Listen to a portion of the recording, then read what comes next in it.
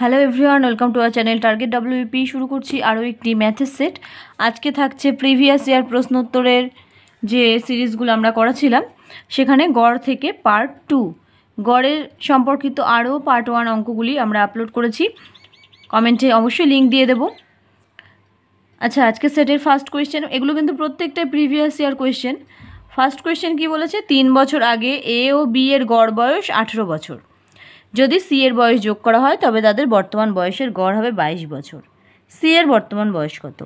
দেখো, এই অঙ্কগুলো করতে গেলে প্রথমে তো অঙ্কটা খুব ভালো করে পড়তে হবে। দ্বিতীয়ত হলো যে তোমরা ভেঙে ভেঙে অঙ্কটা করার চেষ্টা করবে, তাহলে দেখবে অঙ্কটা বুঝতে পারছো। কিন্তু যদি পুরোটা একবারে পড়ে নিয়ে ক্যালকুলেট করার চেষ্টা করতে যাও, সেক্ষেত্রে অনেকটা সময় আমাদের ভুল হয়ে যায়। তাহলে প্রথম লাইন কি বলেছে, যে 3 বছর আগে এ ও বি এর গড় বয়স 18 বছর।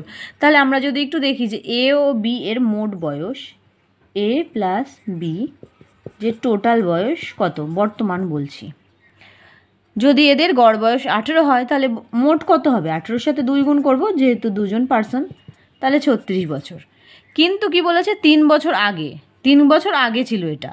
তা 3 বছর আগে মানে দুজনের ক্ষেত্রে আরও 3 করে যোগ হবে। তাহলে 3 দুগুণী 6 যোগ করছি, তাহলে কত হয়ে যাচ্ছে? 42 ইয়ার্স। তাহলে এদের 3 বছর আগে যে মোট বয়স আমরা বার করে নিলাম। কি বলেছে, তাহলে যদি সি এর বয়স যোগ করা হয় তবে তাদের বর্তমান বয়সের গড় হবে 22 বছর। মানে আগে ছিল এ আর বি, এখন এ প্লাস বি প্লাস সি এর টোটাল করলে তাহলে এদের গড় বলে দিয়েছে যে 22 বছর। তাহলে এদের টোটাল করলে কত হবে? 22-এর সাথে আমরা 3 গুণ করবো, 3 জন পার্সন, তাহলে 3 22 কত হবে? 66 ইয়ার্স। এবার কি বলেছে যে সি এর বর্তমান বয়স কত? এটা হচ্ছে এ বি এর বর্তমান বয়স, এ বি সি এর বর্তমান বয়স এটা।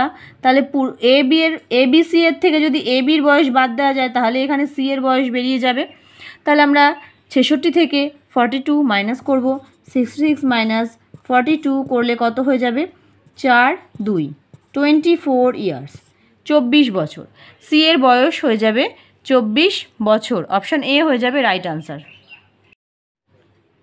নেক্সট অঙ্ক দেখো, নাম্বার 2 কি বলেছে, অঙ্কে 5 জন ছাত্রের গড় নম্বর হলো 50। 5 জন ছাত্রের গড় নম্বর 50। পরে দেখা যায় যে একজন ছাত্রের প্রকৃত নম্বর 48 ভুল করে 84 করা হচ্ছে, অর্থাৎ 48কে ভুল করে 84 লেখা হয়েছে। ছাত্রদের গড় নম্বর কত? সঠিক গড় নম্বর চেয়েছে। তাহলে আমাদের 5 জন ছাত্রের গড় নম্বর বলে দিয়েছে 50, 5 জনের গড় বলেছে 50। তাহলে 5 জন ছাত্রের মোট করে দেব, এটা টোটাল। তাহলে 5 জন ছাত্রের মোট নম্বর কত হয়ে যাবে? 250। এবার আসল টুইস্ট, কি বলেছে যে 48কে ভুল করে 84 লেখা হয়েছে। তাহলে কত বেশি লেখা হয়েছে? অবশ্যই বেশি লিখে ফেলা হয়েছে। 48-এর জায়গায় 84 লেখা হয়েছে, তার মানে বেশি লেখা হয়েছে। কত বেশি হয়েছে লেখা? তাহলে আমরা একটু মাইনাস করে নিই, 84 মাইনাস 48, তাহলে আমরা বুঝে যাব যে কত বেশি লেখা হয়েছে। 6 আর এদিকে 3, 36 বেশি লেখা হয়েছে। তাহলে আমরা যদি এই যে গড় নাম্বারটা আমরা বার করে, মোট নাম্বার বার করছি, এখান থেকে যদি 36 মাইনাস করে দিই তাহলেই সঠিক হয়ে যাবে। তাহলে এখান থেকে আমরা এটা মাইনাস করি, এটা কিন্তু টোটাল, সবসময় মাথায় রাখবে এটা টোটাল। তাহলে 250 থেকে 36 মাইনাস করলে হয়ে যাচ্ছে 214। এবারে কি বলেছে যে ছাত্রদের সঠিক গড় নম্বর কত? গড়ই কিন্তু চেয়েছে। তাহলে আমরা এখানে গড় বার করতে গেলে কি করব? 214কে 5 দিয়ে ডিভাইড করব। মোট বার করতে গেলে গুণ করতে হয়, গড় বার করতে গেলে ভাগ করতে হয়।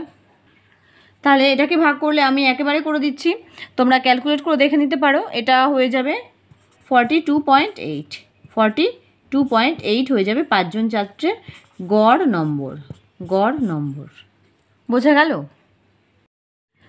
নেক্সট অঙ্ক দেখে নাও, নাম্বার 3, যদি 16a plus 16b equals to 48 হয় তবে এ ও বি এর গড় কত? ভীষণ কিন্তু ইজি অঙ্ক এগুলো। এটা বেসিক্যালি গ্রুপ ডি এক্সাম 2012-এর কোয়েশ্চেন, আগেরগুলোও তাই। তো আমাদের এখানে এ ও বি এর গড় চেয়েছে, তাহলে আমরা এখান থেকে আগে এ ও বি এর মানটা বার করে নিই। তাহলে কি বলেছে এখানে, 16a plus 16b equals to 48। 16 common নিলে a plus b equals to 48, এখানে কাটলে 16 দিয়ে 3 16 48, a plus b equals to 3। এবারে বলেছে যে এ ও বি এর গড় কত? এ ও বি এর মোট যদি হয়, প্লাস মানে তো মোট, মোট যদি হয় 3, তাহলে গড় কত হবে? 3কে আমরা 2 দিয়ে ভাগ করব, কারণ দুজন পার্সন। এটা কি বার করছি? গড়। তাহলে এখানে যদি 3/2 মানে কত? 3-এর হাফ করব, তার মানে 1.5, সিম্পল 1.5। তাহলে এ ও বি এর গড় হলো 1.5। অপশান এ হয়ে যাবে রাইট আনসার। নেক্সট অঙ্ক দেখে নাও নাম্বার 4। এই একই প্যাটার্নের অঙ্ক কি বলেছে? 100টি সংখ্যার গড় 44। এই 100টি সংখ্যার সঙ্গে নতুন 4টি সংখ্যা যোগ করলে গড় হবে 50। নতুন 4টি সংখ্যার গড় কত?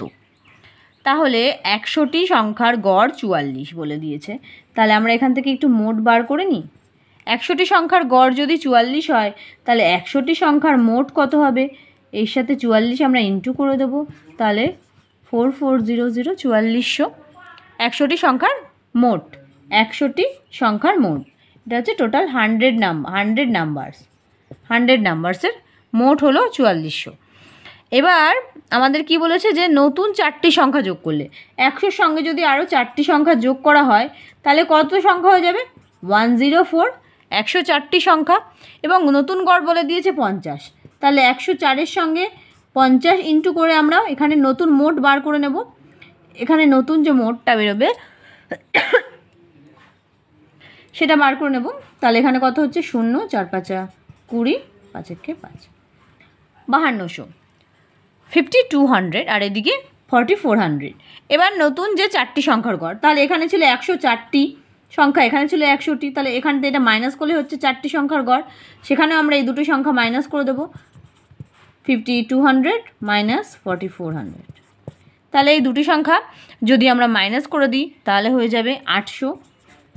এটা কিন্তু টোটাল, পুরোটাই টোটাল করছি, কারণ এটাও টোটাল ছিল, এটাও টোটাল ছিল। টোটাল থেকে টোটাল বিয়োগ করে এটা টোটালি বেরোলো, অর্থাৎ মোট বেরোলো। কিন্তু চেয়েছে কিন্তু 4টি সংখ্যার গড়। এটা যদি 4টি সংখ্যার মোট হয়, তাহলে গড় বার করতে গেলে আমরা 800কে 4 দিয়ে ভাগ করে দেবো, সিম্পল। গড় বার করতে গেলে তাহলে কত হয়ে যাবে? 200। তাহলে 4টি সংখ্যার গড় হয়ে যাবে 200। 4টি সংখ্যার গড় হয়ে যাবে 200। Next math number 5। এটাও একই ধরনের অঙ্ক। এইসব একই ধরনের অঙ্ক পরপর দেওয়ার একটাই কারণ হলো যে এই সব অঙ্কগুলো মাথায় গেঁথে যাবে যে কোন প্যাটার্নে হতে পারে, তোমরা ভালোভাবে অঙ্কগুলো ধরতে পারবে। এখানে যদি একটা সেটের মধ্যে বিভিন্ন রকম অঙ্ক করানো হয়, সেক্ষেত্রে বেশিরভাগ ক্ষেত্রেই গুলিয়ে যাওয়ার সম্ভাবনা। কিন্তু এখানে একটু কথাগুলো ঘুরিয়ে ফিরিয়ে প্রায় একই রকম, সেক্ষেত্রে তোমরা এই ধরনের প্যাটার্নগুলো ভালোভাবে বুঝতে পারবে। তো এখানে নাম্বার 5 কি বলেছে? বাবার এবং মায়ের গড় বয়স 45 বছর। যদি তাদের কন্যার বয়স যোগ করা হয়, তবে 3 জনের গড় বয়স হবে 35। কন্যার বয়স কত? তাহলে বাবা ও মায়ের গড় বয়স বলে দিয়েছে, বাবা ও মায়ের গড় বয়স বলে দিয়েছে। এটা যদি আমরা টোটাল বার করি, এর থেকে যদি টোটালটা বার করে নিই, তাহলে দুজনের গড় বয়স কত বলে দিয়েছে? 45 বছর। তাহলে মোট বয়স কত হবে? 45 × 2, যেহেতু দুজন পার্সন, ফাদার প্লাস মাদার, তাহলে কত হয়ে যাবে? 90। কিন্তু কি বলেছে? যদি কন্যার বয়স যোগ করা হয়, তবে 3 জনের। এবার যদি এই ফাদার থাকছে মাদার প্লাস ডটার, 3 জনের বয়স যোগ করা হয়, তবে 3 জনের গড় বয়স হয় 35। তাহলে আমরা এখানে 35কেও 3 দিয়ে ইন্টু করবো, কারণ এখানে 3 জনের মোট বয়স বার করছি, 3 জনের মোট বার করছি। তাহলে 35কে 3 দিয়ে গুণ করলে 3 5 15, 5 3 3 9 রেখে 10, 105। তাহলে এখানে ফাদার আর মাদারের মোট বয়স 90 এবং কন্যার বয়স যোগ করে হচ্ছে 105। তাহলে এখান থেকে যদি এই 105 থেকে যদি 90 আমরা মাইনাস করে দিই, তাহলে ডটারের বয়সটা বেরিয়ে যাবে। তাহলে সেটা কত বেরোবে? 105 থেকে 90 মাইনাস করলে হয়ে যায় 15 বছর। তাদের কন্যার বয়স হয়ে যাবে 15 বছর। অপশান এ হয়ে যাবে রাইট আনসার। আজকের আমাদের এই গড়ের চ্যাপ্টারের এই পার্টটি শেষ হলো। যদি ভিডিওটি ভালো লাগে অবশ্যই লাইক করে বন্ধুদের সঙ্গে শেয়ার করতে ভুলবে না। আমরা প্রতিদিন দুপুর 3টায় ম্যাথ, রিজনিং এবং জিকের ক্লাস অল্টারনেট করে দিয়ে থাকি। এছাড়াও তোমরা কোন চ্যাপ্টার থেকে বেসিক্যালি ম্যাথস বা জিকে চাইছো অবশ্যই কমেন্টে জানাতে পারো, আমরা প্রোভাইড করার চেষ্টা করব।